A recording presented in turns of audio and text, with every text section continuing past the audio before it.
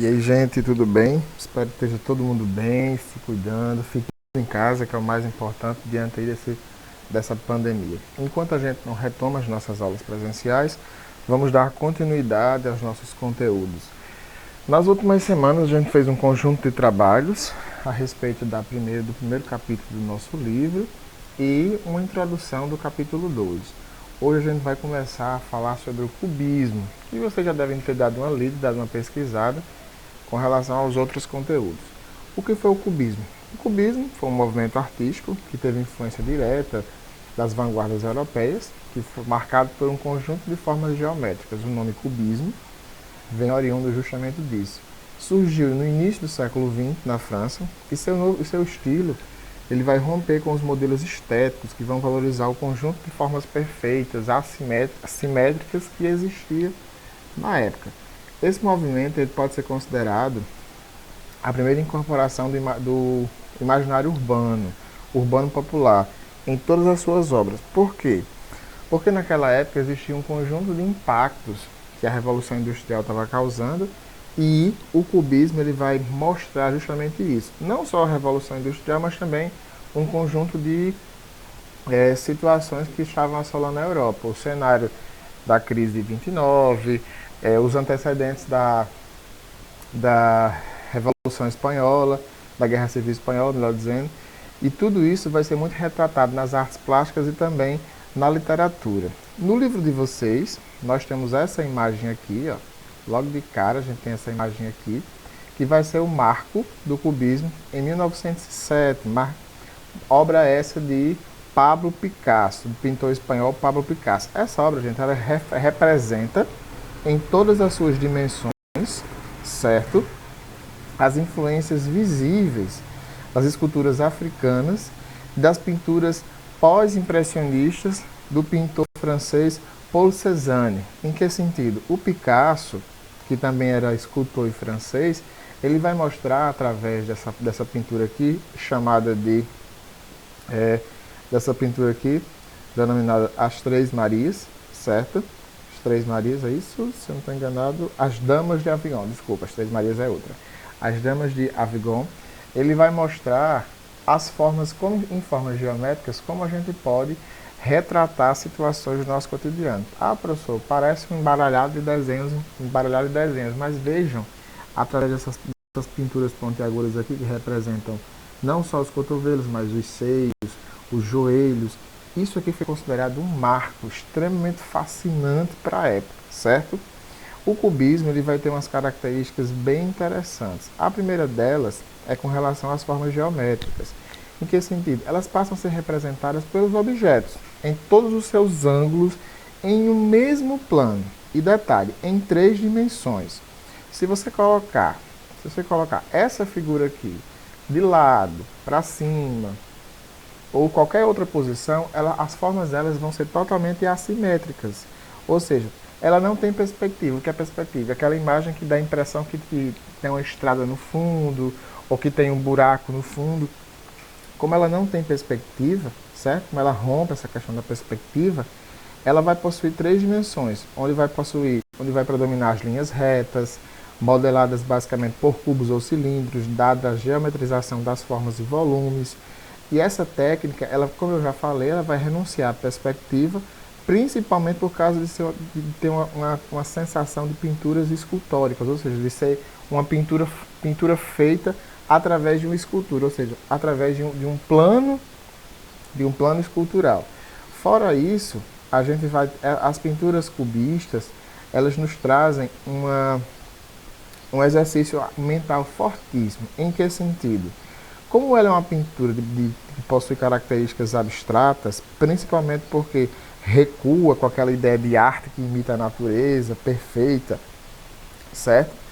Aí o que vai acontecer? A gente pode entender que essas perspectivas de não imitação de natureza, ou seja, não imitar a natureza, vai trazer com que a gente veja que o claro escuro, que é uma característica da pintura escultórica, ou mesmo as formas e os volumes que você vê aqui atribuído, como se a cintura de uma dessas damas aqui tivesse mais larga do que a outra.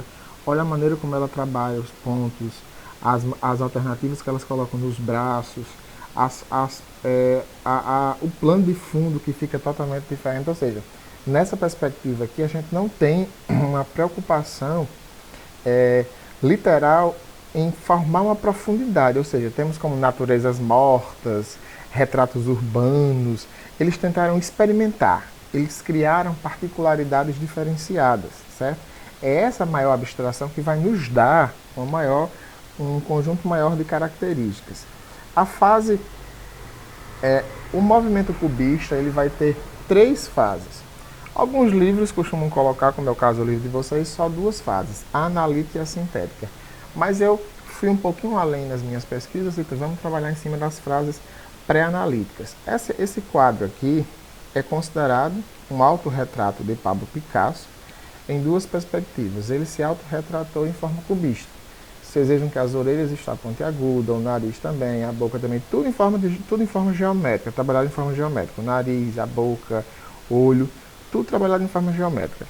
É interessante ressaltar que nessa pré-fase são caracterizadas as influências do pintor Cézanne, que aqui são feitas as primeiras experiências, com as simplificações mais fáceis, de abertura de tela. Em que sentido? Esses primeiros trabalhos aqui são os trabalhos que a gente entende que foram anteriores à fase analítica. O que significa? Que os artistas que se destacaram nesse período, eles vão ter suas primeiras experiências e, ao mesmo tempo, simplificações que vão passar a representar figuras dentro de um mesmo plano. Ou seja, aqui a gente não tem nenhum plano fora esse. O único plano que a gente vai ter é só o do quadro. Você vê que aqui não tem nenhum plano de fundo, a não ser cores escuras e cores mais claras. Já na fase analítica, certo? Na fase analítica, aí vai existir o quê? Uma predominância, como a gente vai ver aqui, ó. A gente vai ver na próxima. E na fase analítica a gente vai ver o quê? Uma predominância de cores mais moderadas, por tons mais marrons, mais escuros, pretos. Ou seja, as cores aqui, eles vão ser mais importantes para mostrar a disposição dos ângulos. Ou seja, esse esfacelamento das formas, tanto nessa obra como essa daqui se chama O Poeta, de 1911, e esse aqui se chama Violino e Castiçal, de 1910. Esse aqui é de Picasso e esse aqui é de Georges Braque. Eles vão ser, nessa fase aqui, importantes porque eles vão mostrar ângulos fragmentados em diversos modelos, ou seja, esse esfacelamento nas formas presente tanto nesse como nesse aqui, nessa fase, vão estar formados a partir de ângulos diferenciados. Qual é a principal característica, então, dessa fase analítica aqui? A predominância acentuada de cores escuras, como preto, marrom, cinza, e que, a partir dessa experimentação dessas cores, o esfacelamento geométrico em diversos ângulos ele se torna mais possível. Vale salientar que nessa fase aqui, as cores elas vão ser mais escuras. Quando a gente pega para a fase sintética, a gente vai ter o quê? Cores mais fortes e um retorno, de certa forma, dos tons figurativos. Em que medida? Vão se trazer figuras mais reconhecidas facilmente, ou seja, porém, sem retomar os toques realistas. As figuras a gente consegue identificar de forma mais fácil, tendo em vista que as cores são mais claras, mas em compensação, a gente não está tratando aqui do realismo, certo? Nessa fase, alguns pintores eles passaram a empreender o método da colagem. O que é que isso significa? Fixar objetos na tela, pedaços de madeira, vidro, metal, aço, plástico, certo? Por quê? Porque daria o quê? Um alto relevo, certo? Um alto relevo às suas obras. Vale salientar que ainda no século XX, todas as obras que utilizaram esse recurso, eles deixaram as obras mais complexas. Essa daqui, por exemplo, O Homem do Café, de 1915, de Juan Gris, ele retrata as realidades que ele vivia na época, ou seja, a realidade da agricultura de um país totalmente agrário, e que sofria com os impactos de uma evolução diante da industrialização. À direita, Mulher do Violão, ele retrata as situações de uma evolutiva que estava acontecendo na Europa, principalmente diante das crises econômicas, mas também um auge da cultura, tendo em vista que nessa época que a Europa começa a viver indiretamente os processos evolutivos culturais, certo? E tendo seus principais pintores cubistas, nós temos três principais deles. Vamos ter o principal deles, que é Pablo Picasso, que nasceu em 1881 e faleceu em 1973. Ele é conhecido como pintor, mas ele também foi artista plástico e escultor. Ele foi altamente reconhecido em vida, está aqui uma foto dele, antes de falecer, foi altamente reconhecido em vida, principalmente por causa da sua versatilidade. O que é que isso significa? Ele utilizou técnicas altamente diferenciadas, fez milhares de trabalhos como esculturas em cerâmicas, obras de arte, e suas obras são admiradas até hoje. Ele é considerado um dos cofundadores do movimento cubista, justamente porque foi ele que empreendeu as obras. Essa obra aqui, que eu não coloquei no quadro, que eu não coloquei aqui no slide, mas ele retrata aqui os males nessa obra aqui, se vocês tiverem curiosidade de pesquisar nessa obra a fundo. Ele vai retratar justamente os males que aconteciam durante a Guerra Civil Espanhola, certo?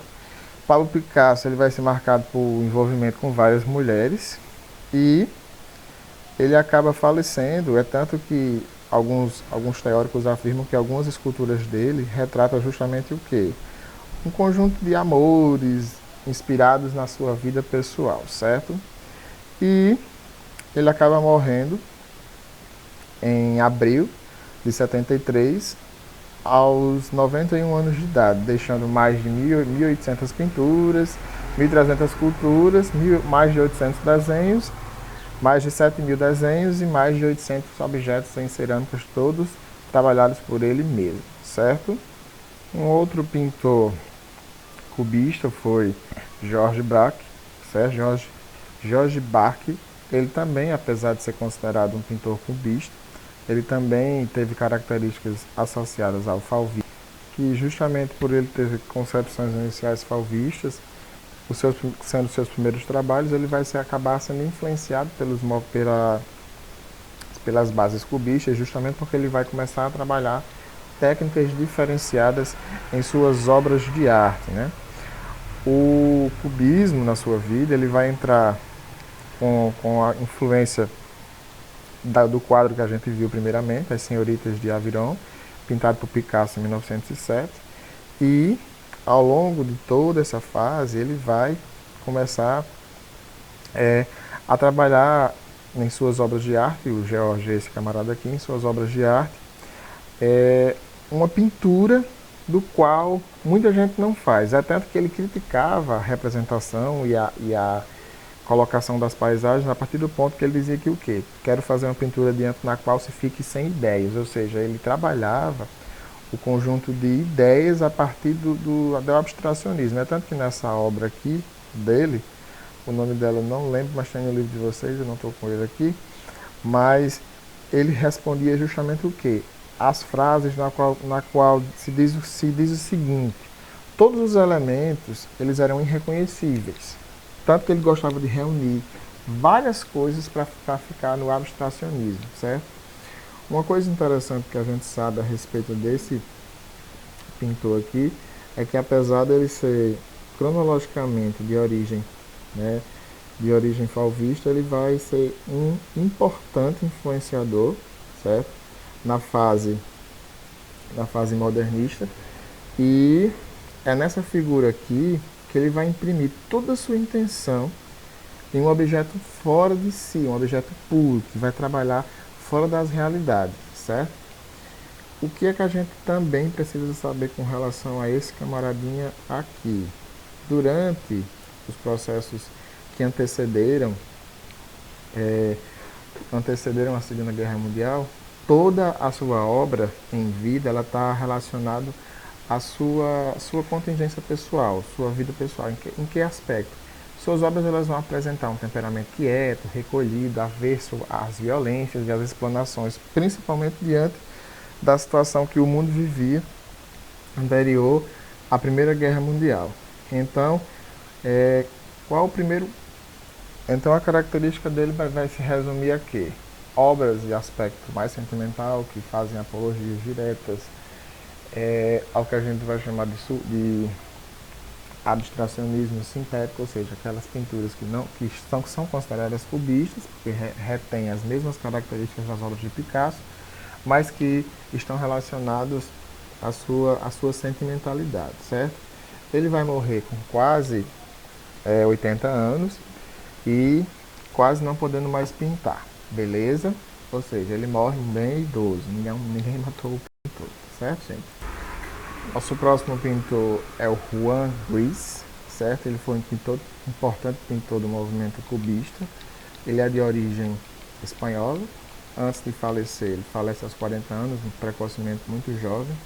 Ele vai se destacar por trabalhar em cenas de natureza morta e retrato. Inclusive, ele vai utilizar também as cores vivas e naturais. Justamente por isso que ele pertence já a uma outra fase, a fase do movimento cubista no sentido analítico, porque ele vai utilizar uma perspectiva de espaços, mas com ampla liberdade. Como assim perspectiva de espaços? Aqui, gente, ó, você percebe que ao fundo ele vai utilizar não uma perspectiva de tentativa de ver o que tem além da obra, mas uma perspectiva de integração com o objeto. Ele também vai ser um dos poucos que vai utilizar recursos de sombras. Muitas vezes essas sombras aparecem distorcidas e ele vai trabalhar em cima de ângulos assimétricos, ou seja, ângulos que não são perfeitos, certo?